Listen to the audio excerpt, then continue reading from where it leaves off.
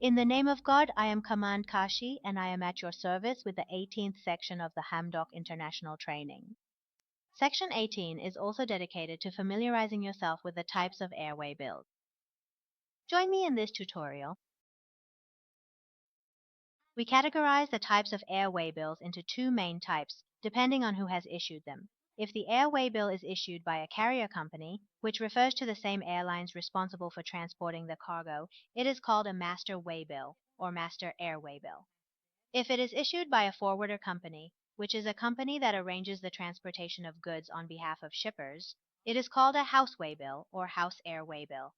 In this tutorial, we will examine both of these types together. In air transportation, just like in sea transportation, we have two guidelines, Master's Guide and House's Guide. When the owner of the goods delivers his goods to the forwarder company, which in air transportation is also called a forwarder consolidator company, the forwarder company issues a house waybill or house air bill and delivers it to the owner of the goods, who in this waybill is the actual recipient of the goods. And when the forwarder company or the consolidator delivers the hats that it has received from different hat owners and consolidates them to the air carrier, in exchange for receiving these hats from the forwarder, the air carrier issues a master waybill or master every bill and delivers it to the forwarder company, in which the recipient is the forwarder company's representative at the destination. So we see that in air freight, the same as in sea freight, the way in which the waybills are issued is exactly the same. That is, in the source, the recipient is the representative of the forwarder company at the destination, and in the house, the recipient is the actual recipient. In terms of the validity of musical documents, both waybills are very reliable. In the house waybill that is issued, it is very reliable because the recipient is the real recipient who owns the cargo. However, the master waybill is in some ways superior to our house waybill.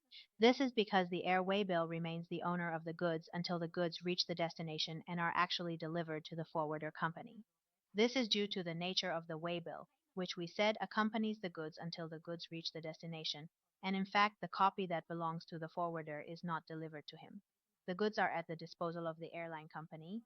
After the goods reach the destination and the copy that belongs to the forwarder is delivered to him, the ownership of the goods is transferred to the forwarder, and the goods are actually at the disposal of the forwarder. It is at this point that the forwarder can come and transfer ownership of the goods from itself to these goods owners through the house instructions that it has issued and delivered to the various goods owners. This is why we say that the master airway bill and house airway bill are the same, because until the goods reach their destination and the forwarder's copy is actually analyzed, the goods are still in the hands of the air carrier. In this section, we want to examine the reasons for issuing the house airway bill or the house waybill in air transportation and see why forwarder companies issue this waybill.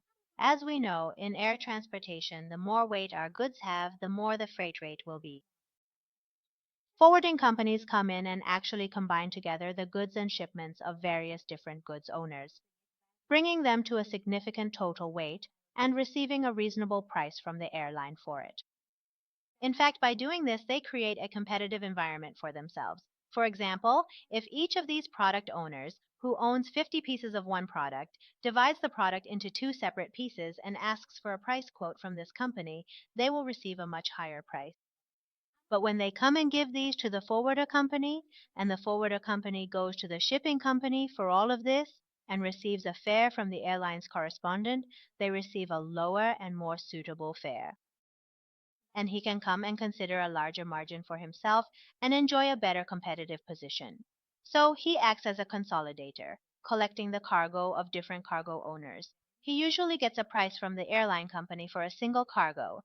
Then he gives a separate price to each of these cargo owners and issues a separate waybill or airway bill for each of them. But in return for all of this cargo that he delivers to the airline, he receives a master waybill or master airway bill, in which the recipient is his own representative at the destination. So one of the reasons that the forwarder comes and actually issues these waybills for air transportation is that by doing this, he enjoys a competitive position and can, as a consolidator, receive more goods and increase his profit margin. The reason why forwarder companies issue waybills for air cargo is that this waybill is actually a guarantee for receiving their freight. Considering that the master's order lists the forwarder's representative at the destination as the consignee, as I said in the previous slide, it is the forwarder that first goes and receives the warehouse receipt from the airline and becomes the owner of the goods. So the goods first come into its possession, and then, through these house orders that it has issued, it can contact the owners of the goods one by one, give them an entry declaration, and in fact, after receiving the freight, it itself delivers the goods to them. So, in effect, issuing the house airway bill also guarantees the financial settlement between the cargo owners and the freight forwarder company, because they can never go directly to the airline and take delivery of their own cargo. This is because the consignee on the master waybill is not them, but rather the representative of the forwarder company.